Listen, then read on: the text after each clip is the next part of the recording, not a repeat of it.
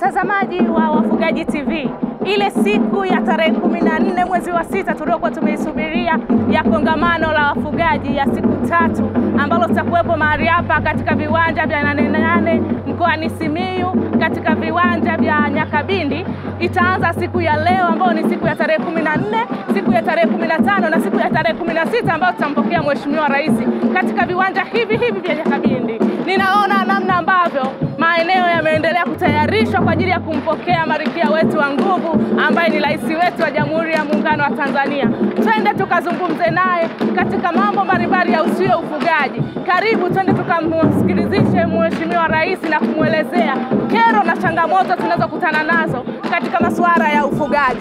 Tutazungumza kuhusiana na ufugaji, fursa zilizopo kwenye ufugaji, changamoto tulizonazo kama wafugaji. Niwakaribishe wafugaji wote. Unakosaje kuja Nane Nane? Unakosaje kuja Nyakabindi kumuona Mheshimiwa Rais akila nyama na wafugaji, akifanya shughuli zingine zote na wafugaji? Tuje tuikuze sekta yetu ya mifugo ikawa sekta ya kitajiri katika nchi yetu ya Tanzania. Karibu.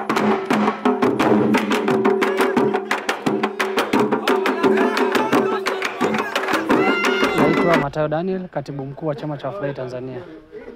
Ndugu zangu wafugaji, nitumie nafasi hii kuwakaribisha viwanja vya Nyakabindi kwa Simiyu, wilaya Bariadi, kwenye kongamano kubwa la wafugaji ambalo linaanza leo tarehe 14, kesho tarehe 15 na tarehe 16 ambayo itakuwa ni kilele, na mgeni rasmi atakuwa Mheshimiwa Rais wa Jamhuri ya Muungano wa Tanzania.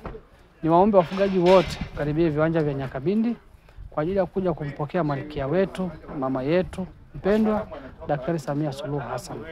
Lakini pia kongamano hili litazinduliwa na mgombea mwenza ambaye ni katibu mkuu wa Chama cha Mapinduzi, kaka yangu Balozi Dr. Emmanuel Nchimbi, kiongozi mahiri sana. Kwa hiyo niwaombe wafugaji, serikali imetuona, sasa ni zamu ya wafugaji. Kongamano hili halijawahi kutokea Tanzania na ni la mfano, kwa sababu anayekuja kufungua ni mgombea mwenza, anayekuja kufunga ni mgombea wa urais ambaye kimsingi ndio rais wa Jamhuri ya Muungano wa Tanzania. Kwa hiyo ni upekee tuliopewa na serikali ya Daktari Samia Suluhu Hassan. Kwa hiyo nitoe wito na rai kwa wafugaji wote, turejee, tufike Nyakabindi kwa ajili ya kuwasikiliza na kuwapokea viongozi wetu. Tangu wafugaji, kongamano hili litapambwa na vitu vingi. Kwanza, chama cha wafugaji tutazindua online TV ya chama ambayo haijawahi kutokea toka kuundwa kwa chama hiki. Lakini kama chama tumekaa tukaona sasa chama cha wafugaji ni vema tukawa na online TV kwa ajili ya kurusha na kuonyesha na kutangaza matukio yote yatokanayo na wafugaji. Tutakuwa tunarusha matukio yetu live, lakini pia tutakuwa tunarusha matukio yote yanayohusiana na wafugaji. Kwa hiyo tumepata platform ya kusemea na dunia sasa ijue kwa wafugaji wameshabadilika, sio wafugaji wale wa zamani. Kwa hiyo tutakuwa na uzinduzi huo tarehe 15 kesho kwa online TV yetu, ambayo sasa kimsingi wafugaji mtakuwa mnaona waandishi wetu, hasa afisa habari wetu wa chama akiwa anapita huko na kukusanya makala na matukio yote yanayohusiana na wafugaji.